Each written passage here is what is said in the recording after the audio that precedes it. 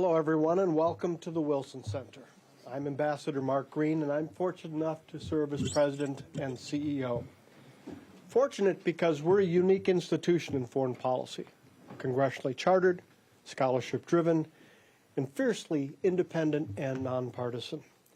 This special status, I believe, brings with it special obligations to not duplicate what others are doing, but to try to prioritize the most important issues and opportunities, and to do so in ways in which we can add value and make a difference, which makes today's event in our wheelhouse.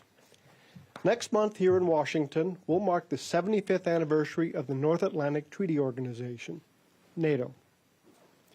But what we'll celebrate is much more than how long NATO has lasted. It's about much more than how large NATO has become. Instead, what we'll really celebrate is how much NATO has evolved over the years to meet challenges to democracy and human liberty in the North Atlantic and beyond.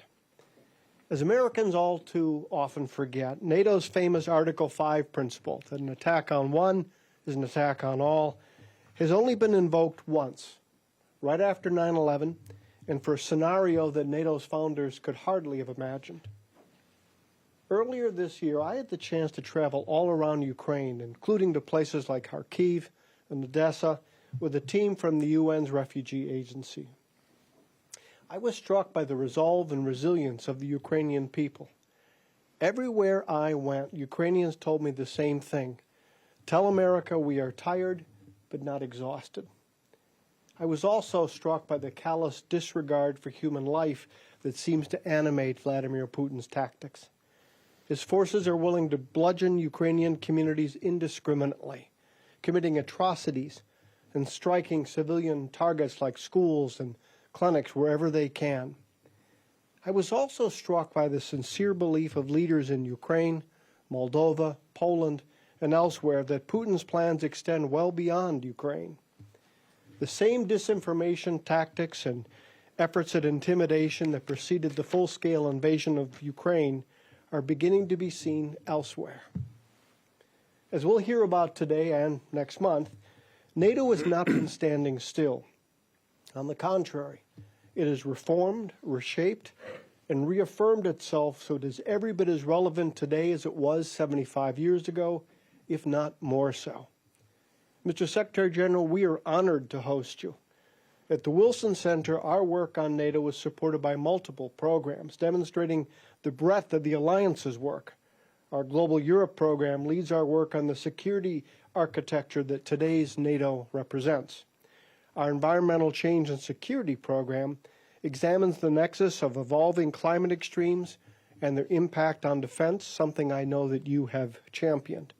Our Canada Institute and Middle East program highlight the important role of two key NATO allies, Canada and Turkey. Our Polar Institute and the WABA Institute for Strategic Competition look ahead to NATO's role as it relates to the Arctic and an increasingly contested world.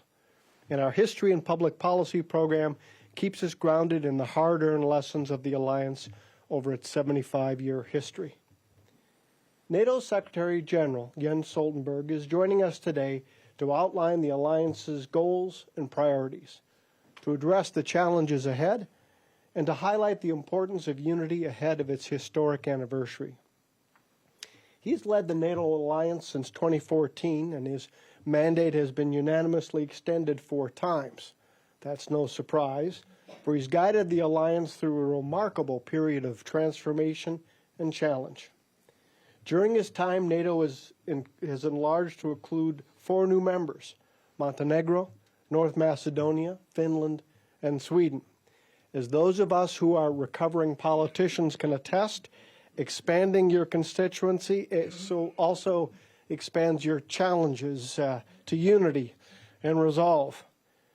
Yet somehow, some way, NATO is not only held together, but I would say it's become more vibrant and energized. Secretary General, distinguished guests, I know I speak for all of us when I express my gratitude and admiration for the resolve, leadership, and resilience that you've shown in this unprecedented security environment. I would like to thank you again for being with us today, and we look forward to your insights into the challenges facing history's most successful alliance, and to learn what we can all do to make sure the alliance remains stronger than ever in the future. Ladies and gentlemen, I give you the Secretary General of NATO.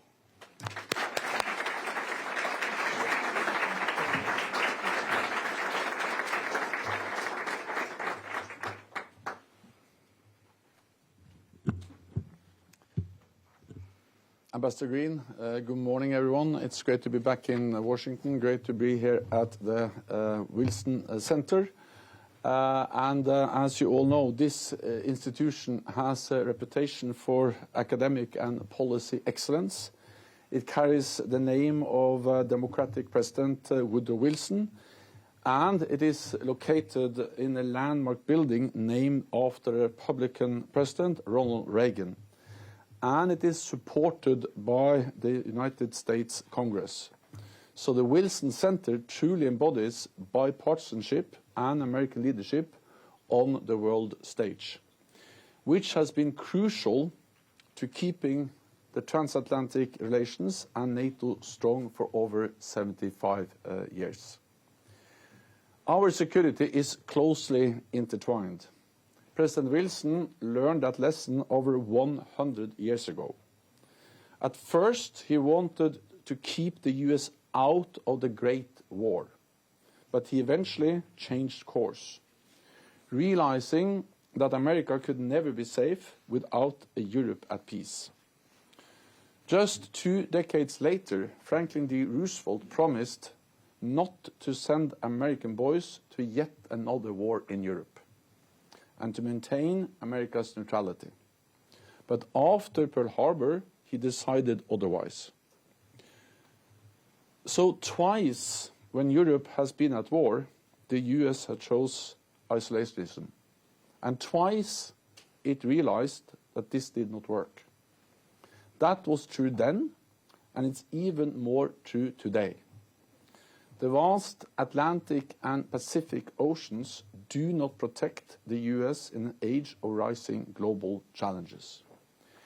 Intercontinental ballistic missiles, strategic submarines, the weaponization of space, and increased cyber and terrorist attacks, all of these are threats to the United States. So we must counter these threats together. President Putin and President Xi are adamantly opposed to NATO, because they know that in NATO, the United States has something they don't have. 31 friends and allies, which help to advance US interests, multiply US power, and keep Americans safe. Alone, the United States represents a quarter of the world economy. But together with NATO allies, we represent half of the world's economic might and half of the world's military might. So together, we are much stronger. Next month, NATO leaders will convene for the NATO summit here in Washington, D.C. to make decisions on issues that matter greatly for Americans as much as for Europeans. 3 topics will be on the top of the agenda. First, deterrence and defense, NATO's core business. The United States' military presence in Europe remains essential for the security and stability of the European continent. But Europeans are doing far more for their collective security than just a few years ago. They lead combat-ready battle groups in the eastern part of the alliance. They have increased the readiness of their forces. They have strengthened NATO with highly capable Finnish and Swedish militaries joining our alliance. And Europeans are ramping up their defense spending to record high levels. When we made the pledge to invest 2% of GDP in defense back at the Wales summit of NATO in 2014, only 3 allies met that mark. And that was the United States, Greece, and the United Kingdom. Just 5 years ago, there were still less than 10 allies that spend 2% of GDP on defense. But later today, when I see President Biden, I will announce new defense spending figures for all allies. And I can already now reveal that this year more than 20 allies will spend at least 2% of GDP on defense. This is good for Europe and good for America, especially since much of this extra money is spent here in the United States. NATO creates a market for defense sales. Over the last 2 years, more than 2/3 of European defense acquisitions were made with US firms. That is more than $140 billion worth of contracts for US defense companies. So NATO is good for US security, good for US industry, and good for US jobs. The second topic for the NATO summit in Washington, and the most urgent one, is Ukraine.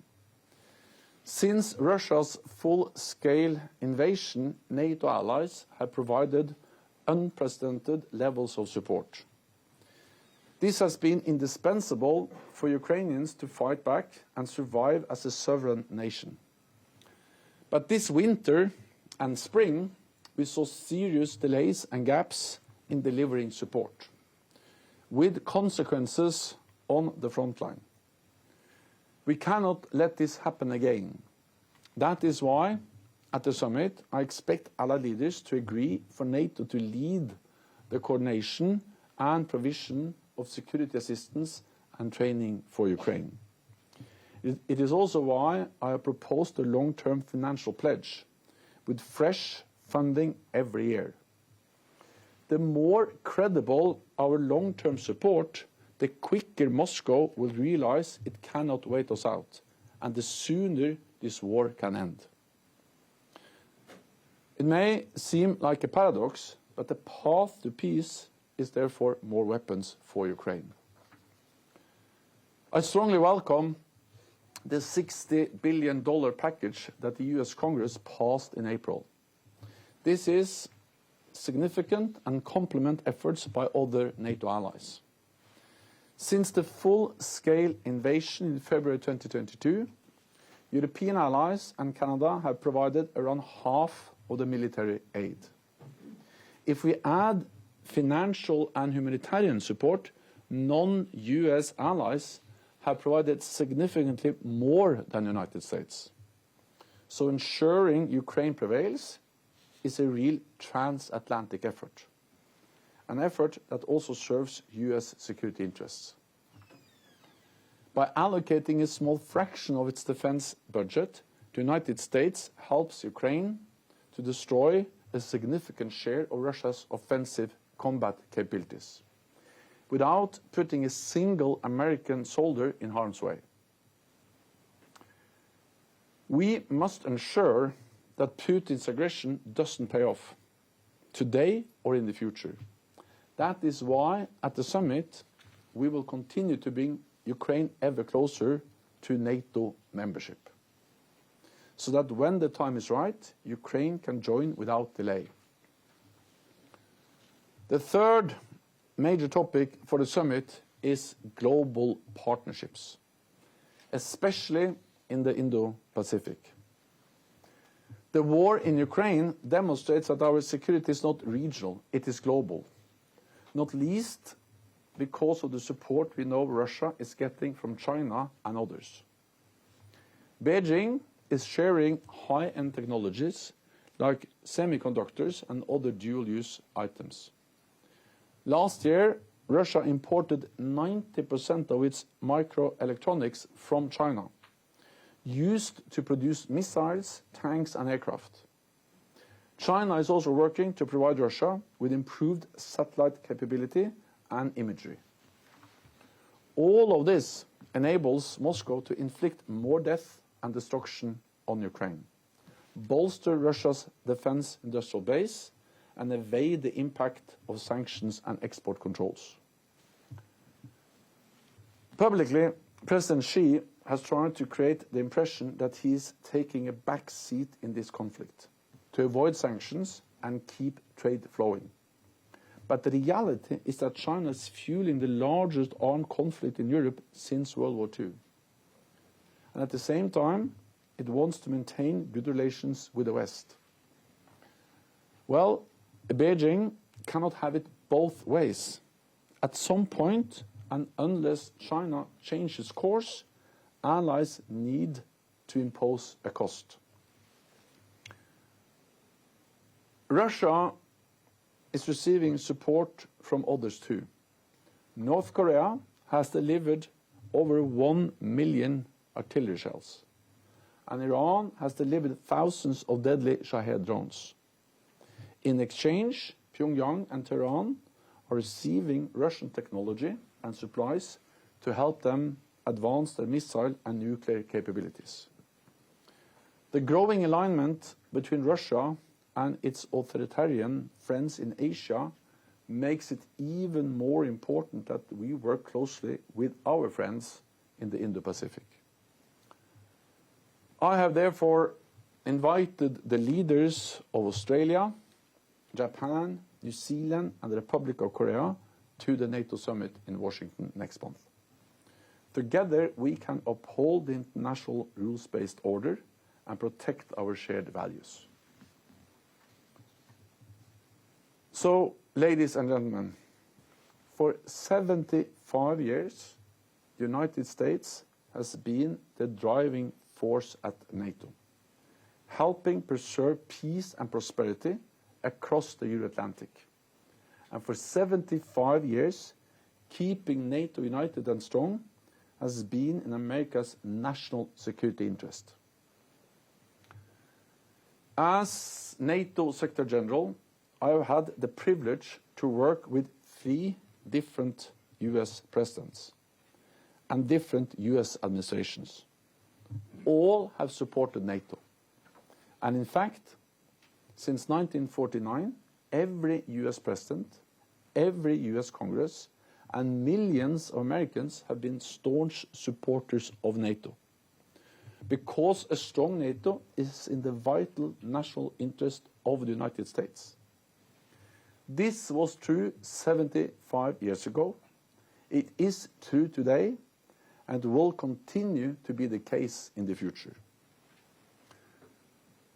At the NATO summit in just 3 weeks' time, I'm confident we'll demonstrate NATO's unity and strength once again in support of Ukraine and to keep all our people and values safe. Thank you so much.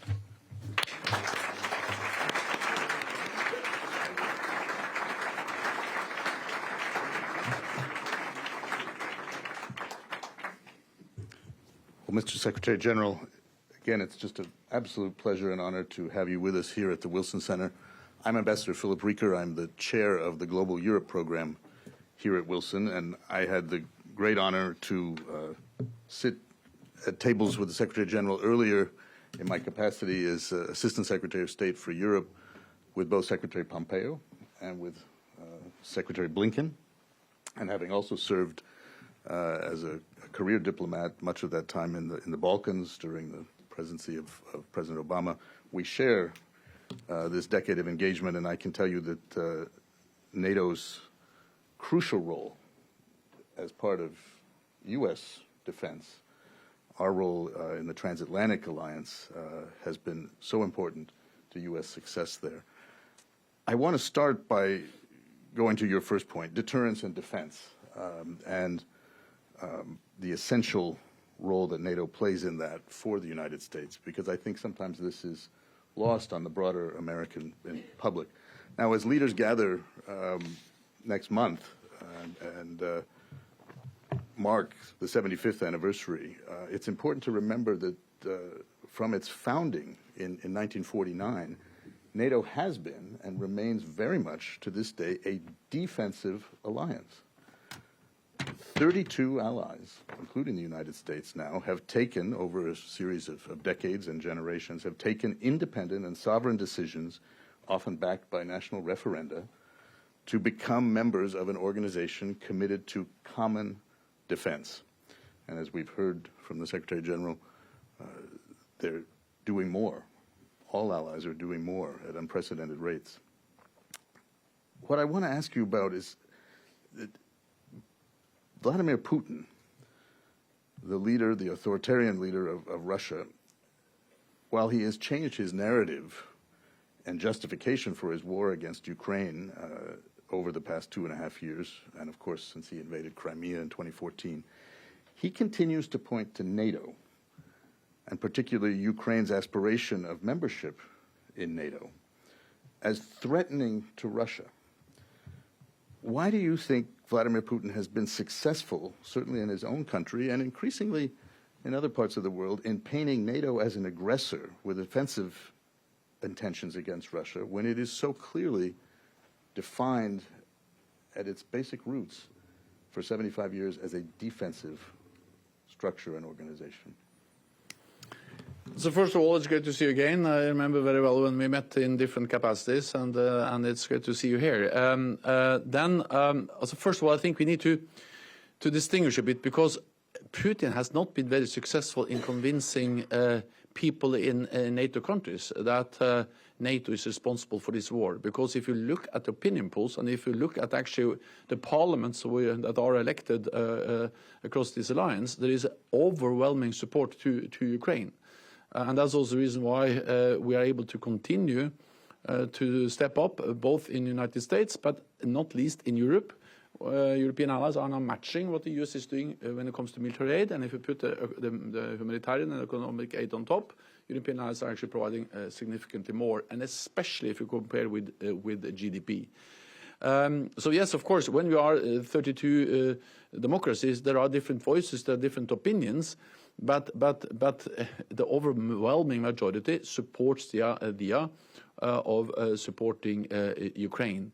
Then, of course, he has been more successful in conveying the narrative that NATO is responsible in Russia. But you have to understand what Russia is. Russia is an authoritarian country where journalists are put in jail and opposition leaders are poisoned and killed. So of course he controls the media in a way that makes it hard in a way to convey any different story than the official story.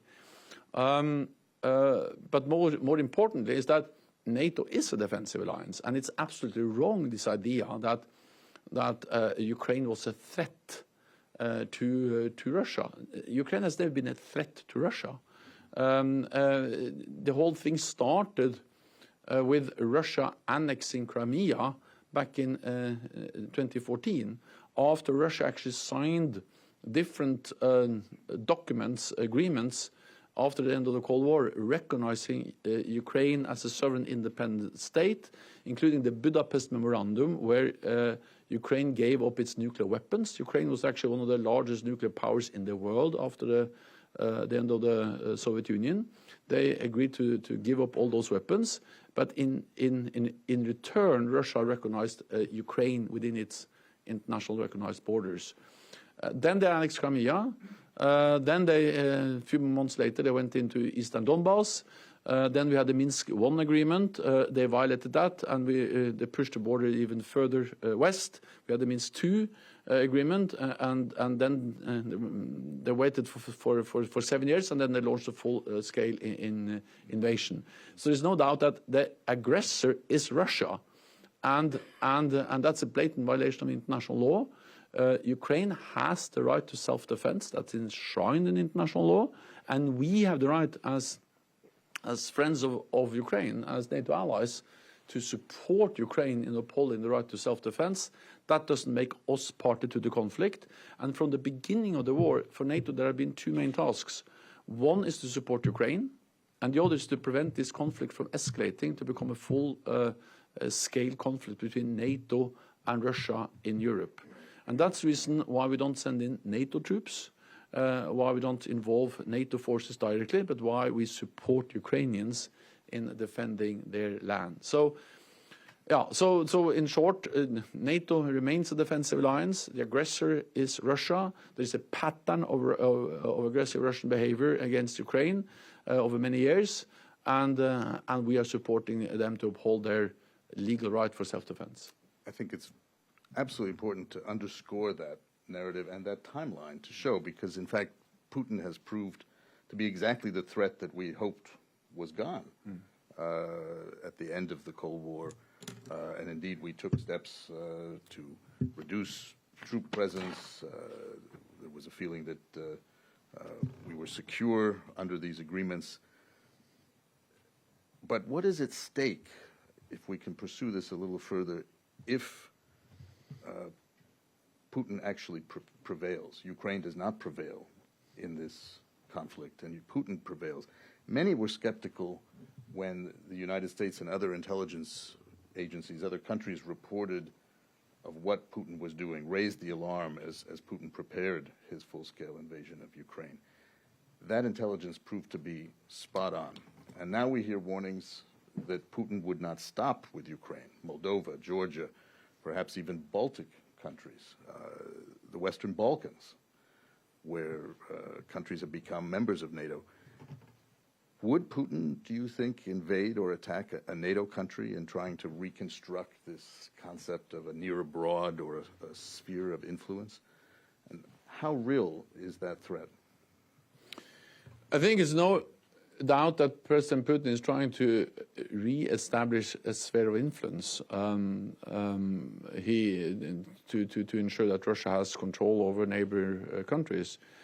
Georgia they went in there in 2008. Moldova, they continue to have Russian troops there without the consent of the government in Chisinau or in Moldova. And we have this pattern of aggressive behavior against Ukraine over many years. But that doesn't mean that I see any threat or any risk, imminent risk for a military attack against a NATO allied country. And I think it's extremely important not to confuse those two issues. Because the whole purpose of NATO is to prevent war, is to prevent a military attack. And we have done so successfully for 75 years, even during the most dangerous and the coldest period of the Cold War, where we had hundreds of thousands of combat-ready Russian troops on the border of NATO.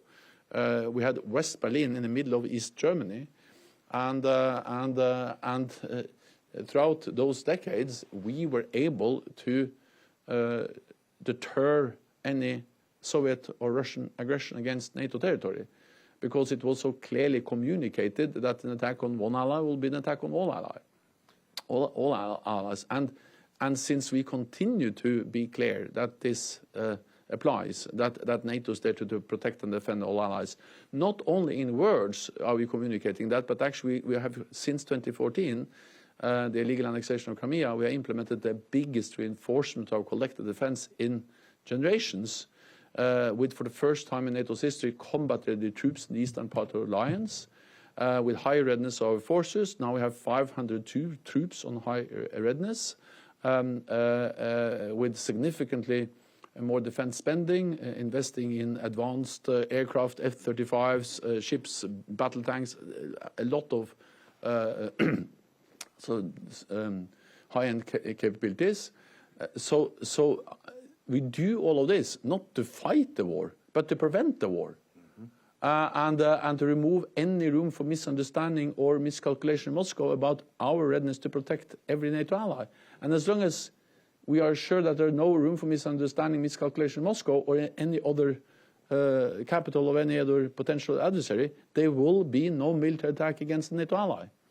So I'm just saying this to because sometimes you get the feeling that it's only a question of years before Russia will attack. No, the purpose of NATO is to prevent that from happening. And it's been remarkably successful. Yeah. No alliance in history has shown that success because of the Article 5, the unity that is created within the transatlantic space, and that's important for the United States. A stability, a security over now 80 years, unprecedented in history. And that has created opportunities for prosperity that would have been felt completely out of the question if you looked back in 1947 or 48. So the success of NATO, I think, is clear, and the importance is, as you put it, of remembering that this is about defense and deterrence. And there was a European command 2017, 2018, we called it a return to strategy. It was really a strategic approach of how we needed to work with our allies. We've heard, of course, and shifting to the question of Ukraine, under your leadership as Secretary General in the past decade, NATO's added 4 allies, each of those countries choosing on their own, with the support of their populations, democracies, to become part of this alliance, seeing how important it was for our collective defense, for their security and prosperity. Ukraine was told back in Bucharest in 2008 that it would become a NATO member, but that invitation has not been forthcoming. You've talked about the unprecedented levels of support, particularly from Europeans, but certainly from the United States, that Ukraine has seen and is ongoing at this point, as their resilience is so tested by Russia. We're already clear that at next month's 75th anniversary, Ukraine cannot expect an invitation to membership, but instead a bridge for Ukraine to future membership in NATO, girded by a new U.S.-Ukraine 10-year bilateral security agreement, a number of other bilateral agreements, and this strong support from allies and others in Europe and from other parts of the world. How do you see, and what's the message to Ukraine that bridge can be considered credible and different from what many, particularly Ukrainians, see as unkept promises in the 16 years since 2008? Well, Ukraine will become a member of the alliance when we have consensus, when all allies agree, because, as you know, decisions on enlargement is taken by consensus. It's not sufficient to have a majority of NATO allies being in favor of extending an invitation, but we need all allies to agree. In the meantime, we are building that bridge. We are helping to move Ukraine closer to NATO membership, and we do that in many different ways, and that will also be demonstrated at the summit next month. At our last summit in Vilnius, we removed the requirement for what we call membership action plan, because until recently that was a requirement that before we were going to invite anyone to become an ally, they had to go through a membership action plan that actually could take many years. We said that Ukraine doesn't have to go through that phase of a membership action plan. They can go straight to the next step, an invitation. So we turned the whole membership process for Ukraine from a 2-step process to a 1-step process. That helps them to come closer to a NATO membership.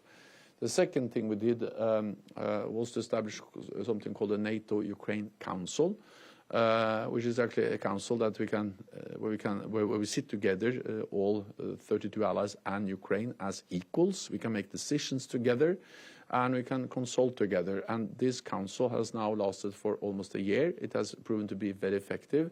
The Ukrainians have used it many times, also for consultations on acute crisis and challenges they have faced.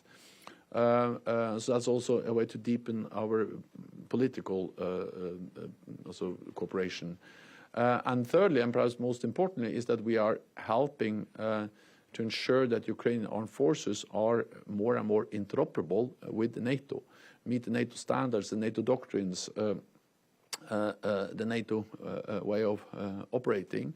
And we do that partly by what we call a comprehensive assistance package, which is focused very much on interoperability, but also by the fact that NATO allies are now providing a lot of modern NATO standard weapons. The fact that they're now delivering F-16s, of course, it will create a future Ukrainian Air Force that will be NATO interoperable. NATO planes, NATO pilots, NATO trained pilots, and NATO procedures for their Air Force. The same with advanced air defense systems and a lot of others. So everything we do when it comes to providing weapons also helps us to ensure interoperability and integrate them into to NATO. So then the idea is to move them so close to membership that when the time is there, when we have consensus, they can become a member straight away. In one way, as Finland and Sweden, when the political situation allowed, they became members within. As a reality, from they applied to they were invited and we signed the accession protocol, it was only a question of weeks. Then the ratification took some time, but that's always the case that takes some time in the different parliaments. So we should be in the same place when it comes to Ukraine. Then let me add one more thing about membership, and that is that nobody knows when and how the fighting will end in Ukraine. But when it ends, we have to be certain that this is peace and not just a pause before Russia launches new attacks. Because, as I said, Georgia in 2008, then Crimea 2014, later on East Donbass, then Minsk 1, Minsk 2, and all the time Russia has pushed further. And then they had a pause, reconstituted their forces, built up, and then they launched a full-fledged invasion. So in one way, there's been a constant military aggression of Russia against Ukraine since winter 2014. And with different ceasefires that have not really been respected and not been a kind of real end. It has been pauses. So of course, if there is, depending a bit, but when the fighting ends in Ukraine, we need assurances that this is the end. It stops here. And to ensure that, we need to build the future Ukrainian armed forces so they can help to deter future Russian aggression. But we need also security guarantees. And the ultimate security guarantee is Article 5 NATO. So in that sense, NATO membership will also help to ensure that the war really ends, that Ukraine can prevail. So this is also about ensuring a lasting peace in Ukraine. I think that's an excellent point. It reminds us that NATO operates under consensus. Now 32 members, 32 allies must take decisions at consensus, that the process of joining NATO can be a long one. I think of our friends from North Macedonia, but it's all about becoming interoperable. It's all about understanding the responsibilities of NATO membership, and Ukraine is working on that path.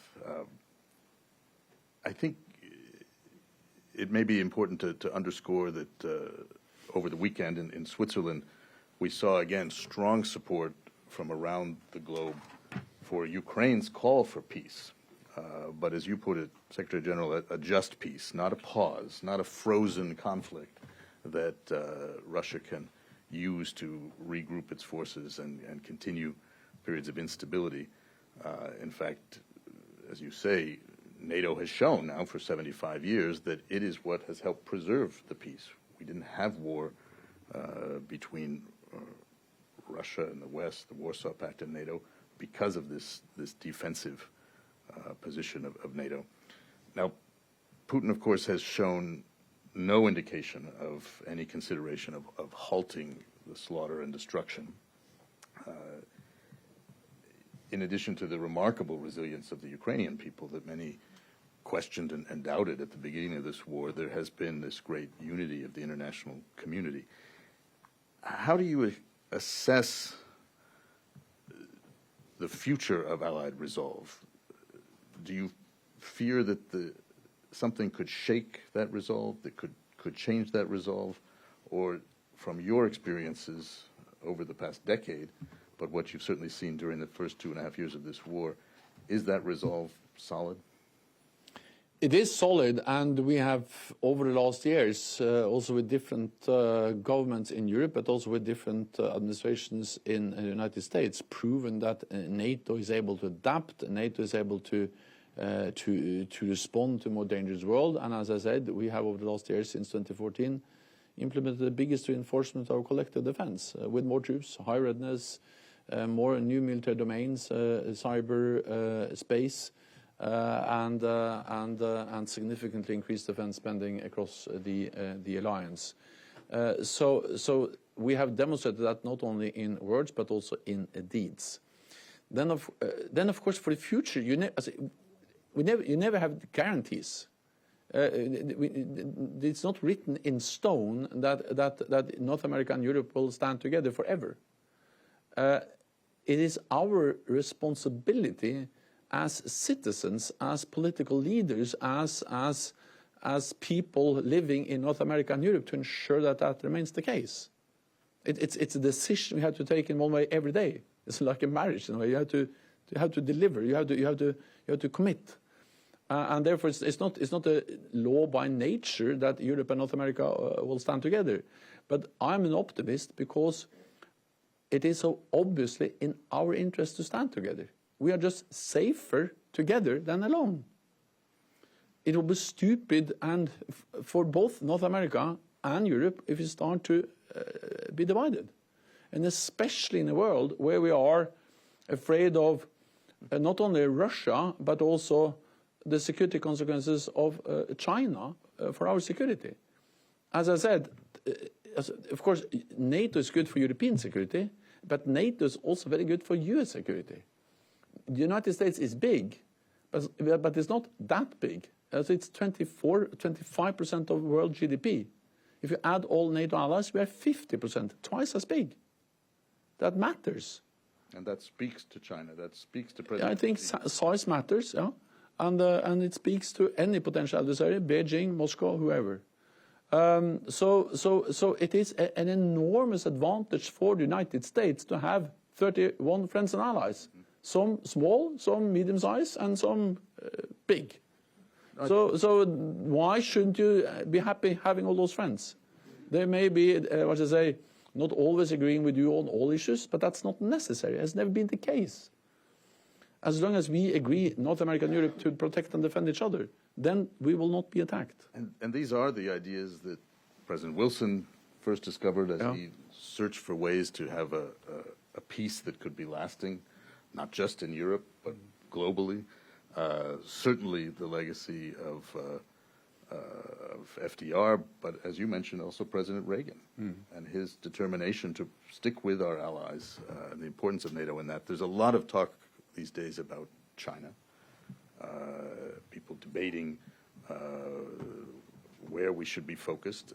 I'd suggest, and I think that's what we're hearing from you, we have to be focused on all of the threats, all of the challenges to peace, stability, and our prosperity.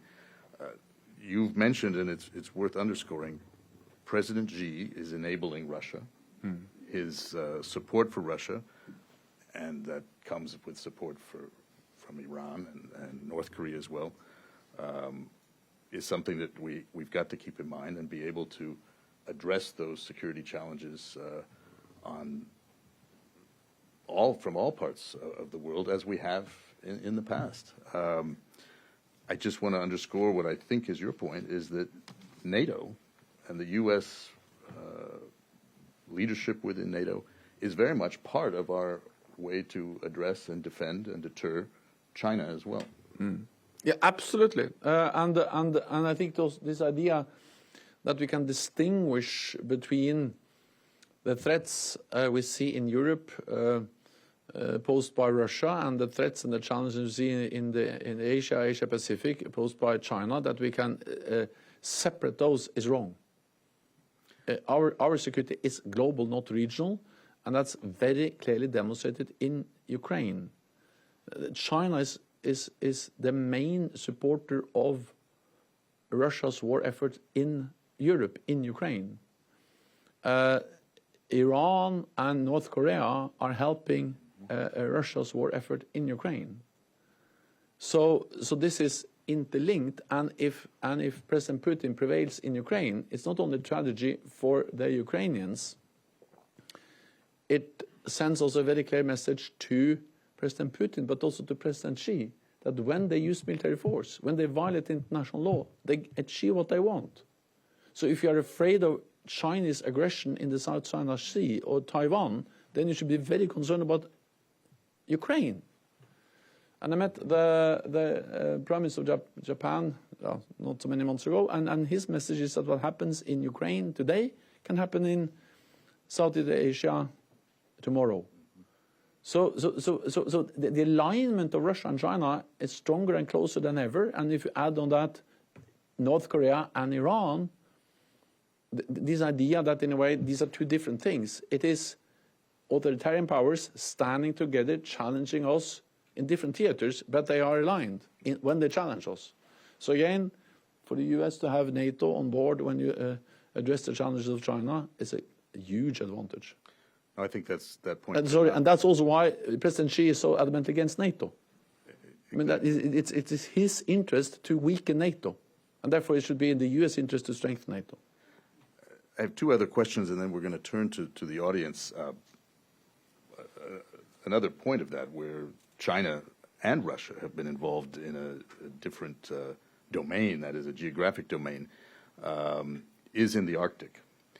And the accession of Finland and Sweden to the alliance, I think, highlights the security concerns of individual allies, but therefore NATO as a whole, but also the interests of all of us, and the activities of potentially hostile actors, including obviously Russia and China in the high north, in the Arctic. Coming from Norway,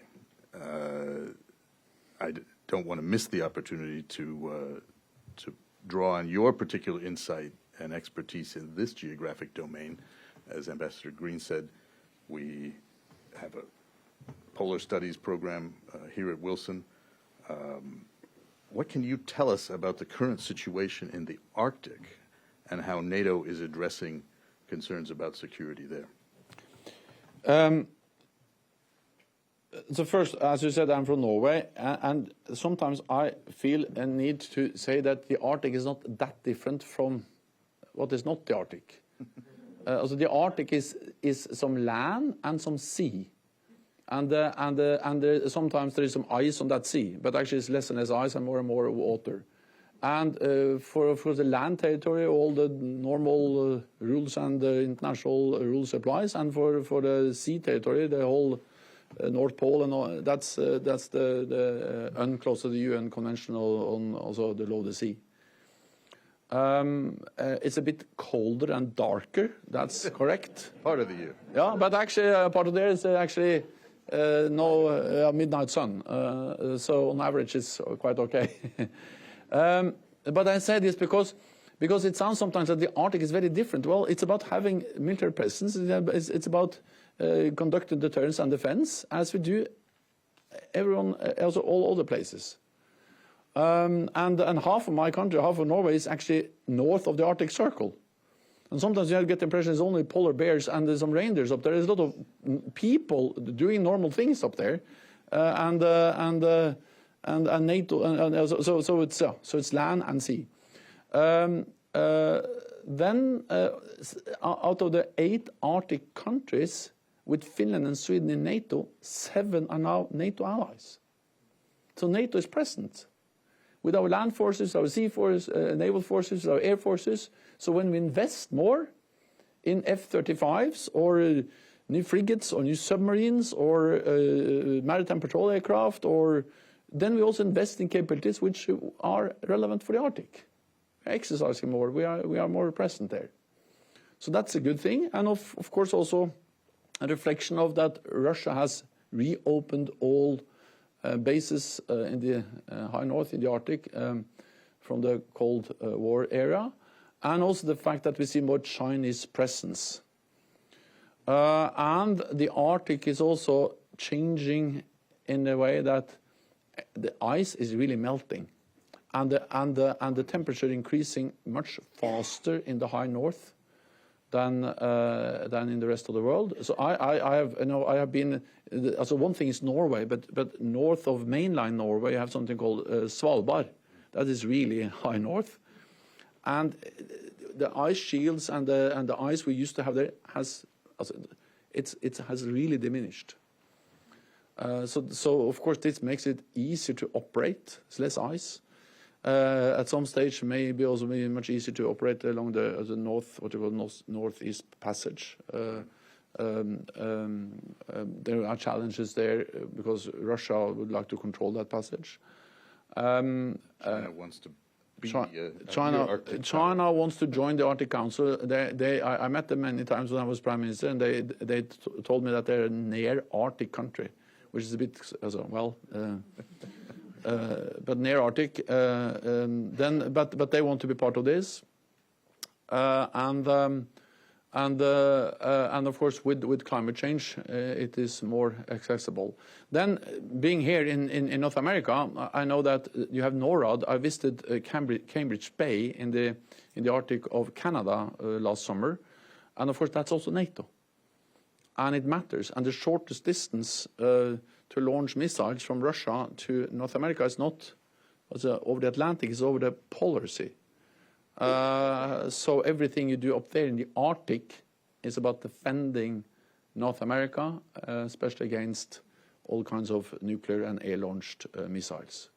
So more presence, more exercises is what we do. And then actually 2 new Arctic members has strengthened NATO's presence in the High North. And addresses, again, not just Russian but Chinese threats. On another area of a domain that has evolved, some would say, in this town anyway, at 75, maybe we would consider NATO young. But the latest strategic concept, I think, that we adopted in 2022 after a forward-looking review process, recognized the evolution of security threats in hybrid realms, cyber, AI, deep fakes, space, quantum, and of course in the information sphere, these are being used and weaponized. How agile do you think NATO is proving to be in addressing some of these threats? Particularly, I want to say in the disinformation sphere. Some would say these are direct attacks against allies in the alliance itself, whether it's election interference, disinformation, deep fakes. Can we expect a more unified NATO response to this in the future? And again, how does NATO help the United States, all of its allies, by having them work together on these new domains and new challenges? Well, so first of all, we have addressed these new domains as part of the big adaptation of the alliance since 2014. We have established cyber as a military domain alongside air, sea, and land. We have established space as a military domain, and we have done much more when it comes to resilience, also protecting critical infrastructure, because we all realize that there are threats in these areas which were not so, as I say, present some years or decades ago. Then for many of these things, there is a combination of military collective measures, which we can do at NATO, but also a lot of things that individual allies have to do, partly also with non-military means. So we speak about many different things. For instance, to counter disinformation, well, NATO can do a lot. We can help to increase awareness. We can actually exercise, for instance, protection of cyberspace. NATO is a platform to share intelligence, to be able to counter-identify hybrid cyber disinformation campaigns. But a lot of the measures have to be taken by individual allies. So there is a kind of combination of individual national actions and then some collective actions, and we support each other in those efforts. But you asked me about whether NATO is agile, and fundamentally I really believe that NATO is the most successful alliance in history for 2 reasons. One is that we have been able to be united despite the fact that we are quite different. But the other main reason why we are the most successful alliance in history is that we have been able to change. For 40 years, NATO did one thing, and that was to deter the Soviet Union in Europe. Then the Cold War ended, and then we totally changed. Then for the first time in our history, we went out of area. We helped to end 2 ethnic wars, brutal wars in Bosnia and Herzegovina and Serbia, Kosovo.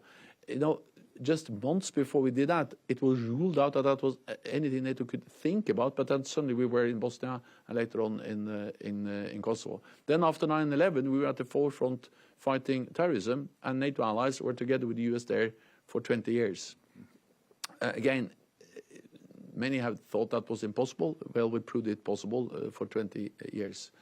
And now we are again, main focus is collective defense Europe, strengthening our military, also high-end capabilities in Europe, and also addressing these new challenges, including China. You have to remember that in the strategic concept we agreed in Lisbon in 2010, also the last strategic concept until we had a new one now at the summit in Madrid, China was not mentioned with a single word. It was not an issue. NATO was not about China. NATO was about the Soviet Union, Russia, and only that. And then the last U.S. administration pushed to put China on the agenda for NATO, and we agreed at the NATO summit in London in 2019. I think it was December 2019. After actually quite intense discussions, and it was not obvious, and some Europeans were skeptical to include China in the text we agreed, and now it was also fully included in our strategic concept. So sometimes, of course, we may be a bit slow, but European allies have now realized also that China matters for our security, because this was raised by the United States. So I'm again optimistic. NATO has proven agile and adaptable, and that's the reason why we are so successful. Excellent points. And we're going to have time for one question from the audience.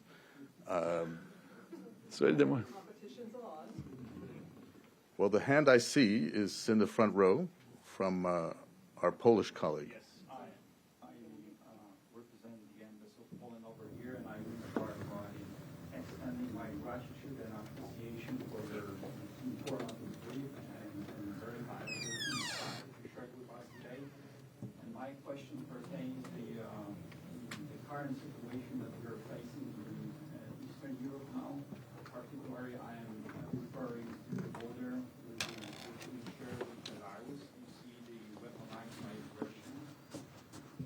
Although this activity is, far away from open confrontation, still before aggression. And my question is whether you see, Mr. Secretary General, the broader role of NATO in deterring and preventing this kind of aggression. Thank you very much. Yes, NATO has a role to play, but it is a bit like the other hybrid threats, that it is a combination of collective actions and individual actions by individual allies, and a combination of military and non-military actions. We have seen the instrumentalization of migration along, for instance, the border between Poland and Belarus. We have seen other hostile acts, including sabotage. We have seen arson attempts in several NATO allied countries against infrastructure, to some extent also related to the support we provide to Ukraine. We have seen cyber, and we have seen different, actually pattern of Russian facilitated, supported hostile actions against NATO allies. This has actually prompted a response from NATO. It was addressed at the Defense Ministerial meeting last week, because we need to realize that this is not kind of by random individual incidents. This is a pattern, and we have agreed a set of response options, partly to be drawn on by NATO as an alliance and partly to be drawn on as individual allies. And that includes increased awareness again. It includes enhanced intelligence sharing. It includes better protection of critical infrastructure, including cyber and undersea critical infrastructure. And it includes also things like exercises, because this is a bit different. One thing is to defend against a full-scale military attack. That's something NATO has exercised and tried and tested structures to do for many, many years. But these below Article 5 hybrid hostile acts are different, and they need a total different response. But we are working also with the Polish authorities to address them in a measured and calm, but also firm way. Mr. Secretary General, I think we have to come to a close, but I think it's a very good moment to close because you talk about addressing these different challenges in different ways, and that's what's made NATO special. You raised two key points for NATO's success over 75 years in keeping not just the United States, but all of our allies safe, secure, the opportunity for prosperity that is united as an alliance despite our many differences. It is possible, and it has been shown. And then agility, the ability to change, the ability to recognize changes and adapt to them, to new technologies, to new challenges, not just in the European space, but globally now. And then third, I would add leadership. And I want to say your leadership has been truly extraordinary. A decade, not what you expected, I think, when you first signed up in 2014. But we are truly grateful for that. Let me speak as an American, but also on behalf of the Wilson Center. Grateful for you being with us here today, but grateful for the decade of leadership you have shown to this crucially important alliance, which I think will celebrate 75 years and move strongly and resiliently into the future for the same ideals of lasting peace that Woodrow Wilson himself espoused. So again, thank you very much for joining us today, and all the best to you. Thank you so much.